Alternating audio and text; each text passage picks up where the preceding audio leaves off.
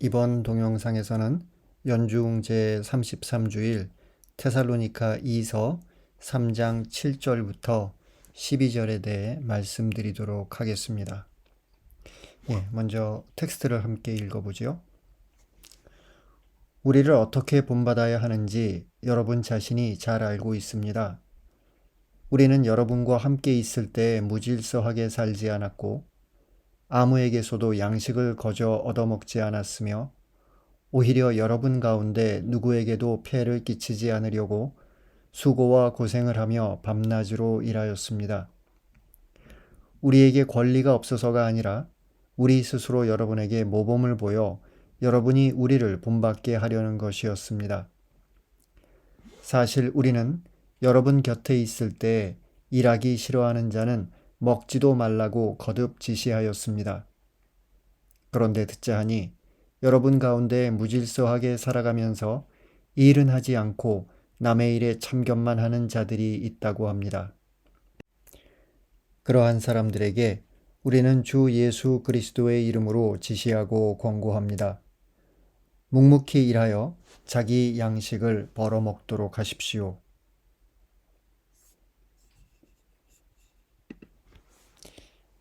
이 텍스트가 테살로니가 2서의 전체적인 문학적 구조 안에서 어디에 위치하고 있는지 우선 좀 살펴보도록 합시다.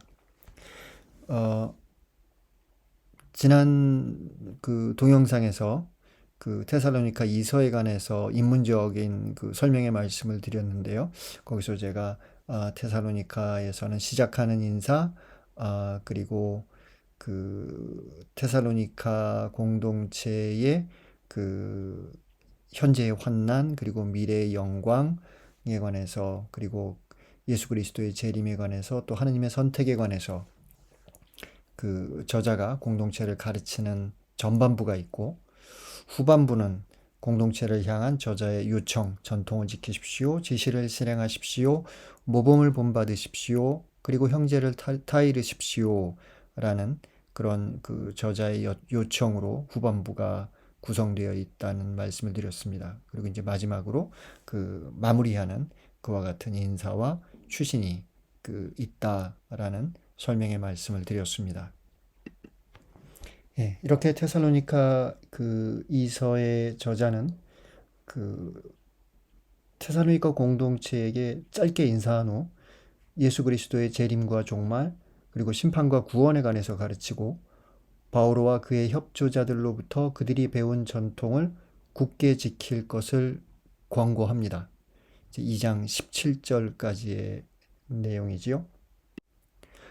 그리고 3장 1절부터 5절에서 저자는 공동체에게 기도를 청하고 자신들의 지시를 실행할 것을 요청한 후 그들을 축복합니다. 이 축복과 함께 서가는 마치 끝나는 것처럼 보이지만 뒤따르는 3장 6절부터 저자는 매우 구체적인 공동체의 문제를 지적합니다.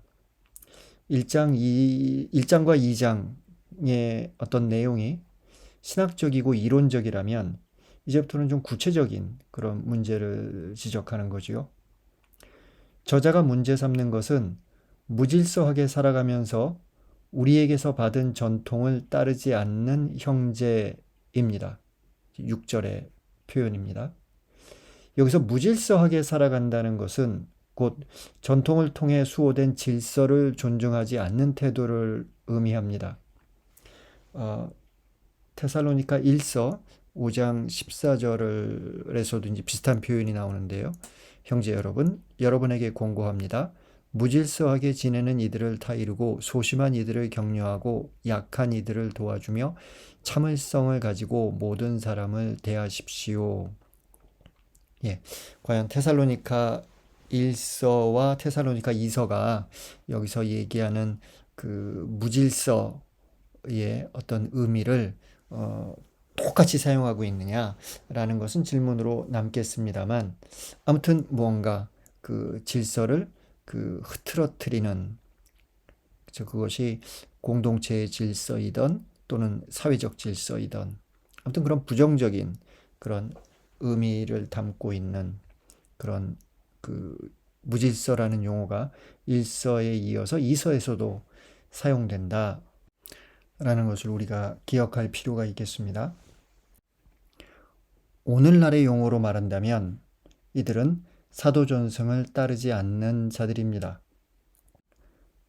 구약의 표현으로 생각해 본다면 그들은 제멋대로 또는 제 눈에 옳게 보이는 대로 하는 자들입니다. 구약 성경에 나오는 몇몇 텍스트들을 읽어볼까요? 탈출기 32장 25절. 모세는 백성이 제멋대로 하는 것을 보았다. 아론이 그들을 제멋대로 하게 내버려 두어 적들에게 조롱거리가 되었던 것이다. 예, 금송아지 사건과 맞물려서 백성들이 그 제멋대로 한 것에 대해서 이제 모세가 분노하는 그와 같은 장면이 여기서 묘사되고 있는 거지요. 신명기 17장 12절. 그러나 어떤 사람이 거기에서 주 너의 하느님을 섬기는 당직 사제나 판관의 말을 듣지 않고 제멋대로 행동하면 그 사람은 마땅히 죽어야 한다. 네, 여기서 어떤 그 사람들이 송사가 있을 때 그것이 잘 해결되지 않을 때 성소에 가서 사제나 판관의 판결을 이제 받아야 되는데 그 사제나 판관의 판결에도 불구하고 그것을 듣지 않고 누군가가 제멋대로 행동한다면 그 사람은 마땅히 죽어야 한다라는 굉장히 엄격한 그런 규정을 그 신명기 17장에서 만나게 됩니다. 아무튼 여기서도 제멋대로라는 표현이 사용됐습니다. 판관기 17장 6절과 21장 25절에는 동일한 문장이 등장합니다. 그 시대에는 이스라엘에 임금이 없었다. 그래서 사람들이 저마다 제 눈에 옳게 보이는 대로 하였다. 예, 야훼 하느님께 충실한 그와 같은 하느님 백성으로서의 삶을 살지 않고 제 눈에 옳게 보이는 대로 무엇보다도 어떤 가나안의 신들을 섬기는 이와 같은 태도를 판관기는 제 눈에 옳게 보이는 대로라는 표현을 통해서 거기에 대해서 어떤 비판적인 그런 시선을 보내고 있습니다. 아무튼 이스라엘이 임금이 없어서 이런 일이 일어났다. 따라서 이제 판관기 시대에는 아직 임금이 존재하지 않았는데 이제 임금이 등장해서 사람들이 제 눈에 옳게 보이는 대로 하지 않고 하느님께서 원하시는 대로 할 수 있도록 임금이 그 사람들을 이끌어줘야 된다라는 하나의 신학적인 당위가 이런 문장들을 통해서 이제 부여되는 거죠. 예, 구약에 관해서는 너무 깊게 들어가지 않도록 하겠습니다. 아무튼 구약에서는 이렇게 제멋대로 또는 제 눈에 옳게 보이는 대로라는 표현이 등장하는데 테살로니가 2서에서는 무질서하게 살아가는 자들이 언급되더라. 예, 따라서 구약의 하느님 백성 또 신약의 그리스도교 공동체 안에서 그 공동체가 하느님 백성으로서 또 예수 그리스도를 따르는 그런 공동체로서 갖춰야 될 모습들을 조금 무너뜨리는 이런 사람들이 구약에서도 또 신약에서도 존재했다. 그들이 어떤 문제를 일으키는 모습을 구약도 신약도 우리에게 전하고 있다라고 우리들이 알아들으면 되겠습니다.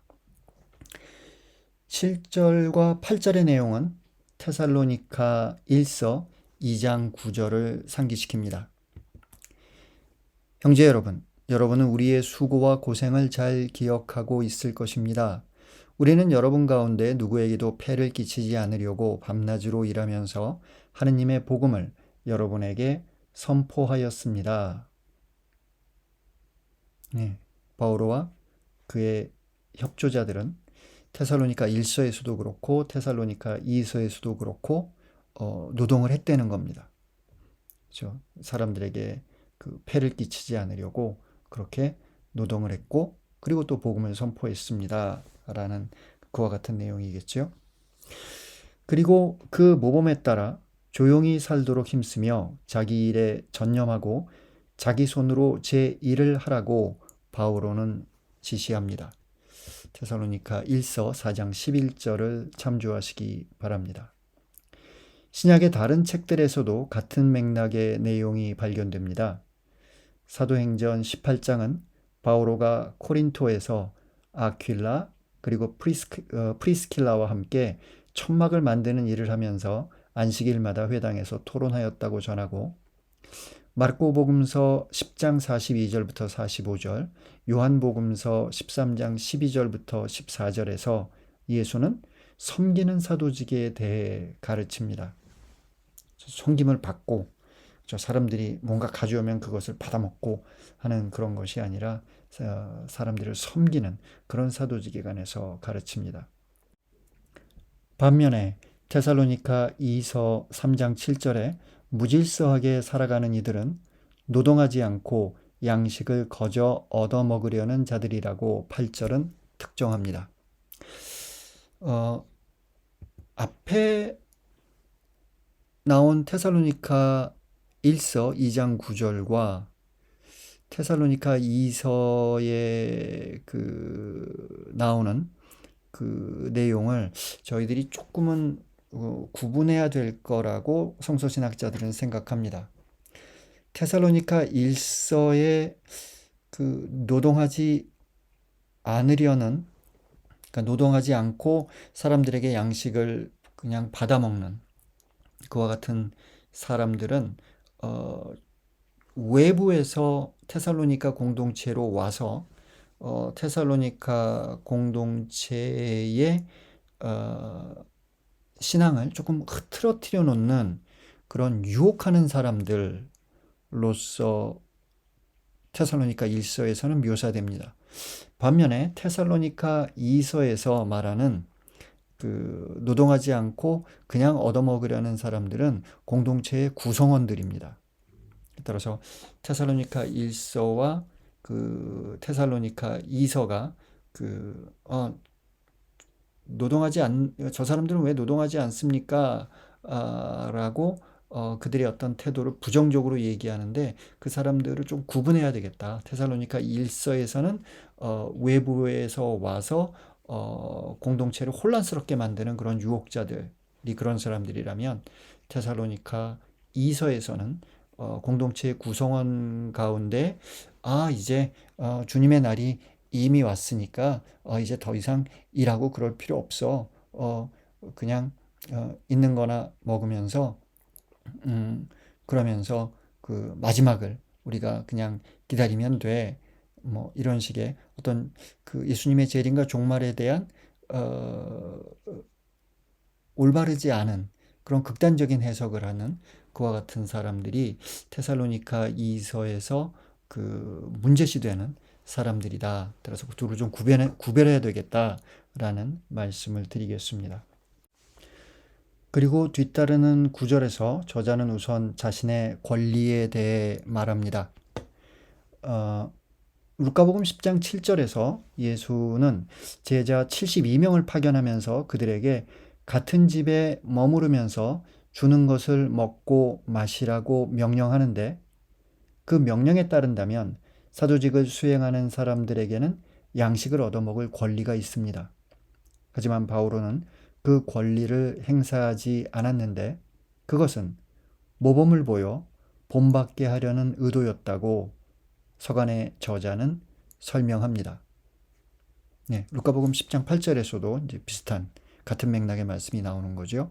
어떤 거울에 들어가든지 너희를 받아들이면 차려주는 음식을 먹어라.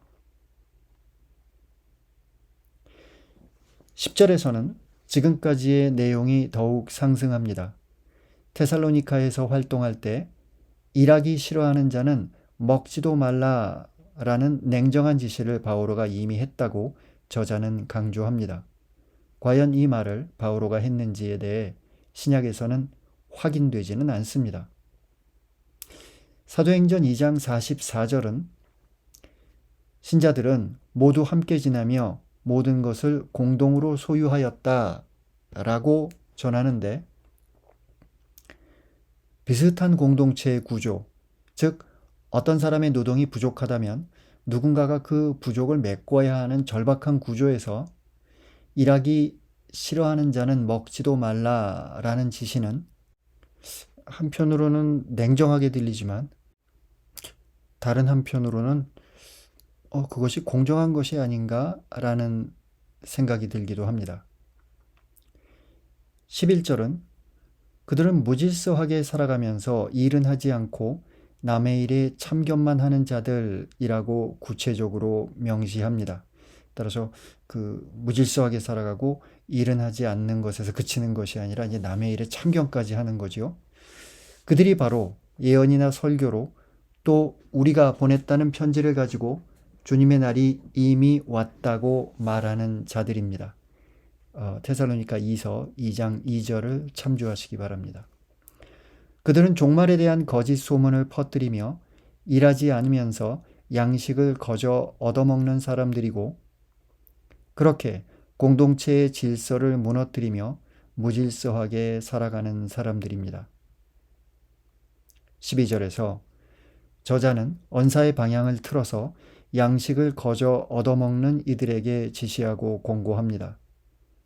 그들은 이제 참견하는 것 대신 묵묵히 일해야 하고 얻어먹는 것 대신 자신의 양식을 벌어 먹어야 합니다.